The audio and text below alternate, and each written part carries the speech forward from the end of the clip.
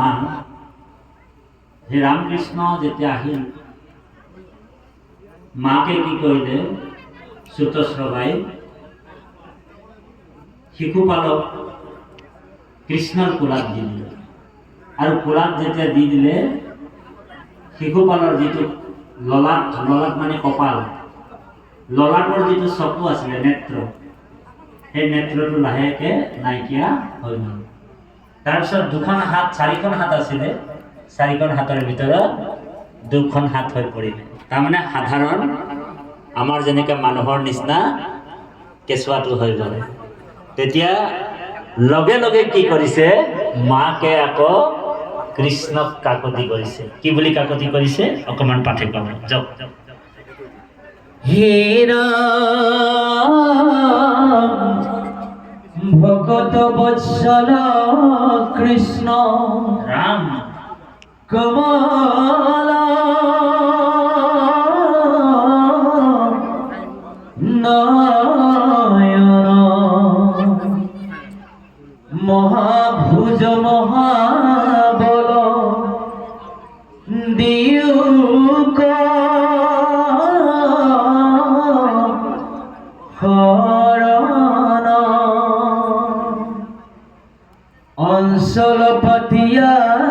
হেৰা মাগু পুত্ৰ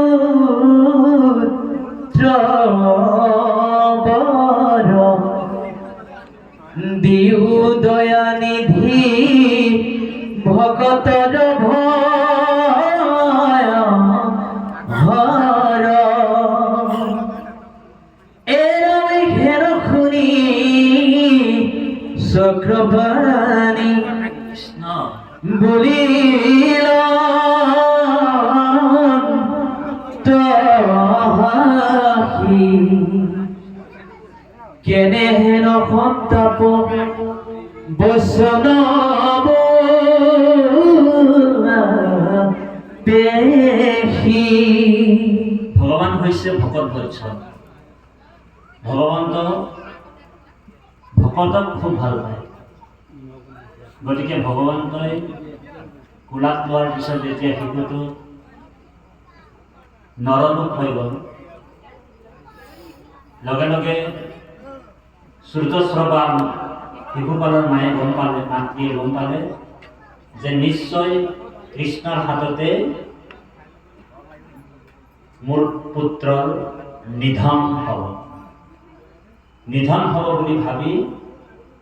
তেওঁ কাকতি কৰিছে যে হে প্ৰভু হে কমল নয়ন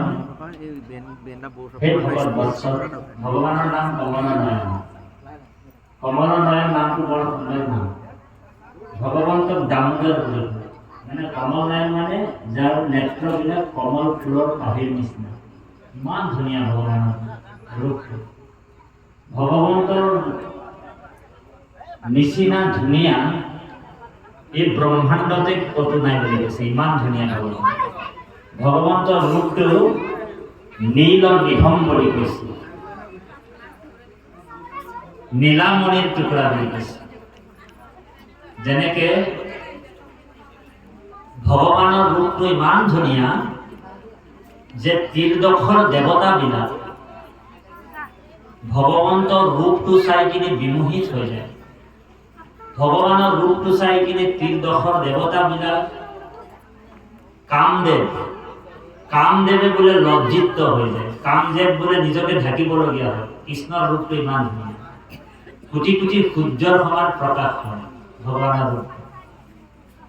কোটি কোটি চন্দ্ৰ বোলে ফেৰ হৈ যায় ভগৱানৰ ৰূপটো চাই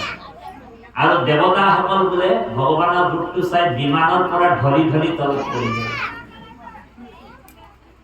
আৰু কেনেবাকে যদি ভগৱান নাৰীৰ ৰূপ লৈ লয় তেনেহ'লে কিমান ধুনীয়া হয় এনেই ভগৱান ইমান ধুনীয়া আৰু কেনেবাকে যদি স্ত্ৰী ৰূপ হৈ যায়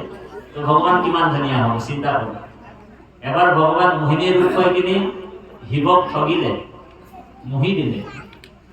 শিৱইতো ভগৱানক নাৰী ৰূপটো চাই কিনে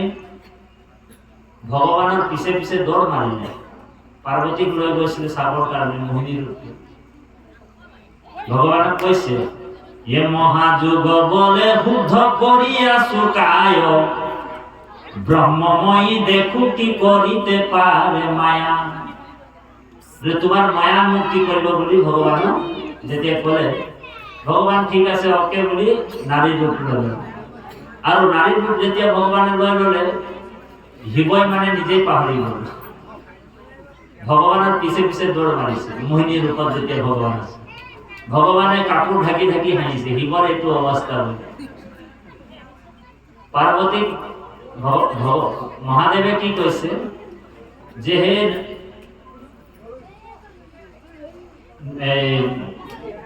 ভগৱানে কৈছে যে হে স্ত্ৰী বোলে মই তোমাৰ কাৰণে বোলে তোমাক বোলে পাটৰাণী বনাই লওঁ আৰু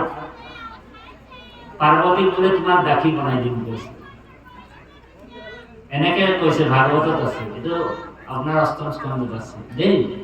তো ভগৱন্তৰ নিচিনা ধুনীয়া কোনো নাই ভগৱন্ত সকলোকে মোহিব পাৰে কাৰণ ভগৱন্ত মনোমোহা ৰূপ আৰু ভগৱন্ত কলকা চুলিবোৰ আগফালৰ চব এনেকুৱা ঘূৰণীয়া ঘূৰণীয়া চুলি হা আৰু আজানুলম্বিত বুলি কৈছে ভগৱানৰ ৰূপ বৰ্ণনা কৰাটো বহুত জটিলেই হৈ যায় তথাপি মই চেষ্টা কৰিছিলো আৰু সেই ৰূপটো অকল ভকতে দেখা পায় হা তেওঁ নিজেই কৈছে ভাগৱতৰ একাদশ স্কন্ধত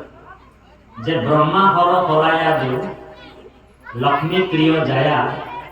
পৰম সুন্দৰ দেখা ইটো মোৰ কায়া মই ব্ৰহ্মা আৰু হৰ মানে শিৱক ভাল পাওঁ বহুত ভাল পাওঁ আটাইতকৈ মোৰ প্ৰিয় কোন কোন ব্ৰহ্মা হৰ হৰায়াধু মানে বলৰাম মোৰ ভাতৃ তাতোতকৈ সুন্দৰ মোৰ কাক ভাল পাওঁ লক্ষ্মীক ভাল পাওঁ লক্ষ্মীক মই বহুত ভাল পাওঁ ভগৱানে নিজে কৈছে তাতোতকৈ ভাল পাওঁ মোৰ এই দেহাটোক ভাল পাওঁ কাৰণ মোৰ পৰম সুন্দৰ কায়া ভোমৰাবিলাক ভগৱন্তৰ যেতিয়া মালাডাল পিন্ধে বৈজয়ন্তী মালা ভোমৰাবিলাক বোলে হৰিৰ গুণ গাই গাই আহে গীত গাই গাই আহে কি কাৰণে আহে গীত গাই গাই বোলে কৃষ্ণ ভগৱান চুবলৈ পাওঁ নেকি বুলি ভাবি ভোমৰাবিলাক গীত গাই গাই আহে ইমান ধুনীয়া ভগৱন্তৰ ৰূপ আৰু ভগৱন্তৰ ভৰিৰ পৰা তুলসীৰ ঘ্ৰাণটো উৎপন্ন হয় তুলসী যেনেকৈ গোন্ধায় ভগৱন্তৰ গোটেই শৰীৰটো সেই তুলসীৰ নিচিনা গোন্ধ হয় দেই এই ৰূপবিলাক ভগৱন্তে কৈছে যে ব্ৰহ্মা হৰ হৰায়াধু লক্ষ্মী প্ৰিয় জায়া পৰম সুন্দৰ দেখা ইটো মোৰ কায়া তাতোতকৈ কিন্তু মই কাক ভাল পাওঁ ভকতক ভাল পাওঁ উদ্ধৱক ভাল পাওঁ কৈছে যে ভকতে মোৰ কাৰণে শ্ৰেষ্ঠ বুলি কৈছে সেইকাৰণে কৃপালু বাপাই সমস্ত ভকতক ভজিলে গুছে কৰ্মজৰ দেৱতো তীৰ্থত কৰি ভকতেহে বৰ ভকতক ভজিলে গুছে কৰ্মজৰ আপুনি কৃষ্ণক ডাইৰেক্ট লগ কৰিব নোৱাৰে আপুনি কৃষ্ণক পাবৰ হলে প্ৰথম এপ্লিকেশ্যনখন কাক দিব লাগিব ভকতক দিব লাগিব আপোনাৰ ঘৰত যদি ভকতক মাতে প্ৰথমে ভকতক আবেদনখন দিব লাগিব আপোনাৰ আবেদনখন কোনে লৈ যাব ভগৱানৰ আগত বোলে ভকতে লৈ যাব সেইকাৰণে কৈছে ভকতক পায়া যিটো নকৰে হৰিখ হাইখাতে কৃষ্ণক পায়া কৰিবে কৰ্তিক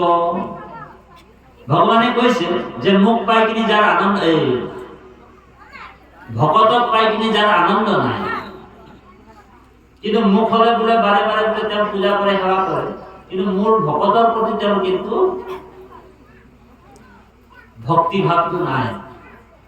তো ভগৱান কৈছে যে সেইজনৰ নিচিনা শত্ৰুও মোৰ নাই বুলি কৈছে ভাগৱতৰ দশম স্কন্ধতে আছে ভাগৱতৰ দশম স্কন্ধত ওলাব এইটো কি বুলি কৈছে বোলে ভকতক দেখি যিটো নকৰে ভকতি মুক মাত্ৰ ভকতি কৰয় মূঢ়মতি তাৰ সম শত্ৰু মোৰ নাই সংসাৰত ভকতক নিন্দি মোৰ বুকে মাৰি খায়। গতিকে ভকত মোৰ অতিকৈ প্ৰিয়, বহুত স্নেহ। আৰু আপোনালোকক ভগৱানে, আপুনি চাব, যি একমাত্ৰ ভগৱানক যিজন ভক্তি কৰি আছে তেওঁ পৃথিৱীৰ আনন্দ পাই আছে। এইটো ঘোষাত আছে, কৃষহেন শব্দ এইটো পৃথিৱী বাচক ন আনন্দ পৰ্বত। যি ভগৱানক ভক্তি কৰিছে তেওঁ পৃথিৱীৰ আনন্দ লৈ আছে দেই। গতিকে ভকত বৎসল ভগৱন্তই কৈছে, সেইকাৰণে ঘোষাটো মাধৱ পুৰুষে কৈছে, এ সহজ কৃপালু গুণক প্ৰকাশিয়ে ধৰি আশা হৰি ভকত বৎসল নাম। ধেনু যেন মতে বৎসক পালয়, তুমি সেই মতে ভকতক পালা ৰাম। গতিকে ভগৱানে কৈছে যে কব কি কব, অকণমান পাঠৰ মাজত সোমাই যাম। জয় গুৰু কৃষ্ণ।